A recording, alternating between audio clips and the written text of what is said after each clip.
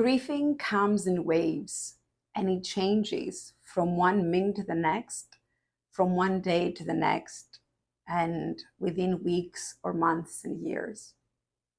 Grieving is an alive process. It will change and it will be formulated in different ways. You will feel differently in your body and in your mind. You will like different things from one day to the next. You'll want to be with people, and then you will want to be alone. You will want to go out and forget that you're grieving and have fun. There will be other days where all you want is to cover yourself with your duvet and just stay there in a dark room. All those stages are accepted. Researchers have found the 5 main stages of grief. But we need to know that not everyone is going to go through every stage, and not everyone is going to go through the stages in the same order. The 5 stages of grief are denial. It's when we say, I can't believe it. I can't believe this happened. I can't believe he's gone. I can't believe he betrayed me. I cannot believe I'm going through a divorce.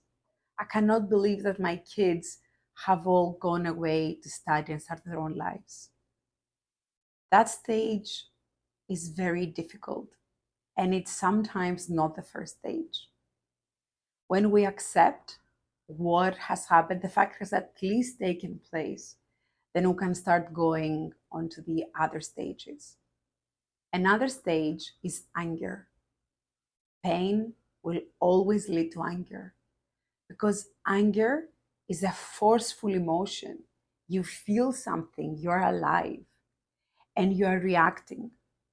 And anger will allow you to not feel the pain, will cover up the pain, even for a little bit.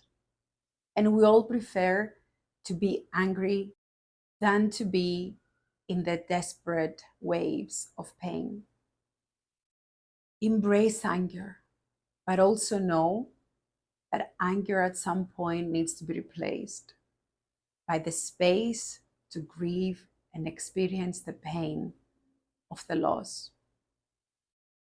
People who stay stuck in anger will become chronically angry people. They feel that life is working against them. They feel that it's very difficult for other people to understand them. The whole world has ganged up against them.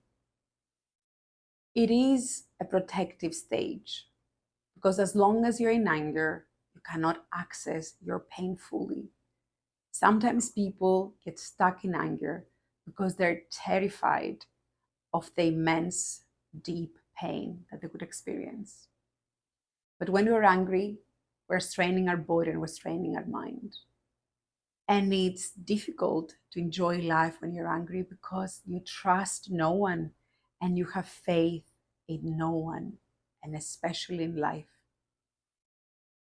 If you're stuck in anger, be understanding towards yourself, but also find a clinical mental health counselor to help you go over this pain. Once I met a woman and I worked with her extensively. Her daughter had died prematurely when she was 20, and my client was 38 at that time. But when I met her, she was 68, and she was still so angry. Her husband had left her. Very few friends were still around her, and they were openly avoiding her. They were telling her, we cannot deal with your anger. We cannot deal with the fact that wherever we go, you have to pick up a fight.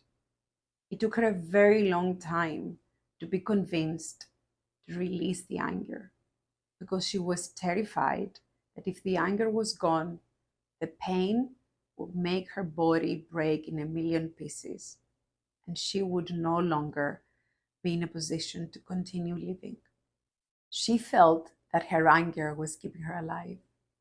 And she had one more kid who was now 40 years old, and she wanted to be there for him. Although anger is protective, it is also debilitating, and it stops life in its tracks.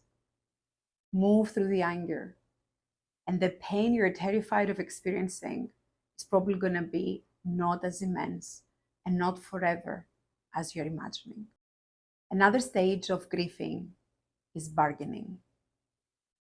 People start saying, if only we had not turned that corner when we're driving in our car, the accident wouldn't happen. If only I was able to get the job that my ex-husband was asking me to get, maybe he would not have left me. If I had taken better care of myself, maybe he would not have fallen in love with my best friend. Or maybe if I was a better mother, my children will choose to stay around my home and go to university instead of flying so many thousands of miles away, potentially to another continent. Bargaining is a way to minimize the pain of the loss. We're trying to find rational reasons why that pain could have been avoided. However, it is important to know that certain events in our lives could not be curtailed, could not be avoided. And no matter what you did and how well you took care of yourself, or whether you cooked your husband's or wife's favorite food, maybe your spouse would have still strayed away and would have betrayed you because this is part of his personality. Bargaining is a difficult process because there is no end to it. You can bargain for years, and that stops you from going to the next stage. And the next stage is depression. Depression is an integral part of grieving.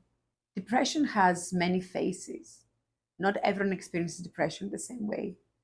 Some people cannot get out of their bed in the morning. They're sleeping on day and they're awake at nighttime. Some other people are very functional, continue going to work, they continue cooking, cleaning, taking care of their dependents. But inside, they're just empty. There is a very big void. All they see is darkness when they close their eyes. And some people have a lower dosage of depression, but it's there in every activity they're engaged in.